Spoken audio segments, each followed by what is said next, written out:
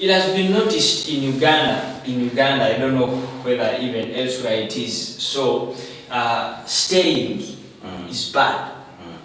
I don't know whether it is bad anyway. But according to Ugandans, to some Ugandans, no.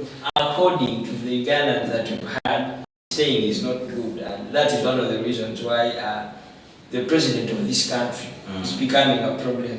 He has overstayed.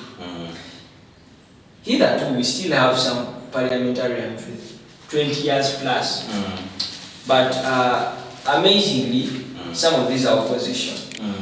And the very opposition that always reprimands staying. One of those is Cecilia Ogwa. She's a former leader of opposition. Wow.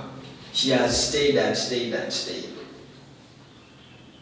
Okay. Of course, we've looked at so many of these people, having gone a long way with the leadership tenure of His Excellency, the President of Uganda, President-elect 2021, Yoweri Kaguta Museveni. And of course, this list does fall on both sides of the government, but also is the other side of the opposition. Like in the government, we have got a man known as Moses Ali. He was born in 1938. Roughly, he's 93 years. And this man is still in the National House. You'd think it would have been better for such people, for sure, to retire. I know that Moses Ali has done a lot for Uganda, but I think, to me, it would have been better for him to retire and let the young blood to come onto the leadership platform. The other person on the other side is Cecilia Ogwa, who is said to have been born in 1946, and being 75 years, I find her also quite an aged lady, but honestly speaking, she could even be beyond this age. Now, I think such people who come up and say this man, President Yoweri Kaguta Museveni, has overstayed in power, and for them they are holding on to power, whether in the government or in the opposition, but more especially if such a claim comes from the opposition, I believe it is really not good at all. You have Abdul Katuntu, for example, who has stood for Member of Parliament 5 times, and he has been, a Member of Parliament, therefore, for 5 terms. Then you have the likes of Cecilia Ogwa, who has been a Member of Parliament since 1996. Ideally, we had a leader of opposition, a woman from Kasese, and she was then the woman Member of Parliament, Kasese District, WINNIE KIZZA. She served for 3 terms, and she said, enough is enough. She had to let it go.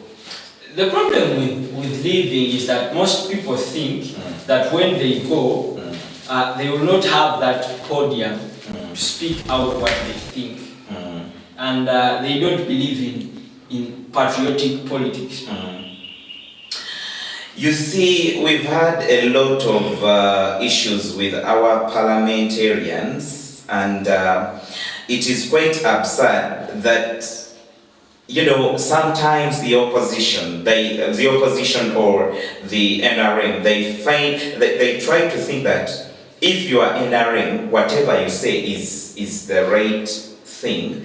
If your opposition, whatever you say is the right thing. But I would try to borrow some words from Sir Winston Churchill, who stated that some people's idea of free speech is that they are free to say what they like, but if anyone says anything back, that is an outrage, meaning it's wrong. So it is very terrible for any Member of Parliament to legislate thinking that whatever is discussed by the other party is wrong.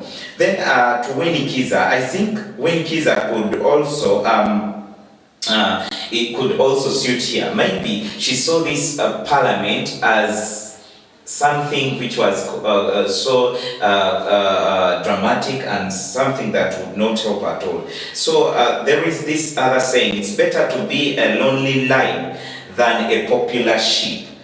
So to me, I don't think Winnie is a she. She's a strong woman, and I believe she can do anything better than being in that national house. I believe she has a lesson she has told to Ugandans that if you lead and leave so that others can come. And I wish most of the people that are overstaying, most of the people that are staying here, the people are tired, for wherever they may be, for whichever post they may be, for whichever position they may be, learn that at least whoever comes must go. My name is Adrian, and that has been the Meal Extra. Thank you for watching.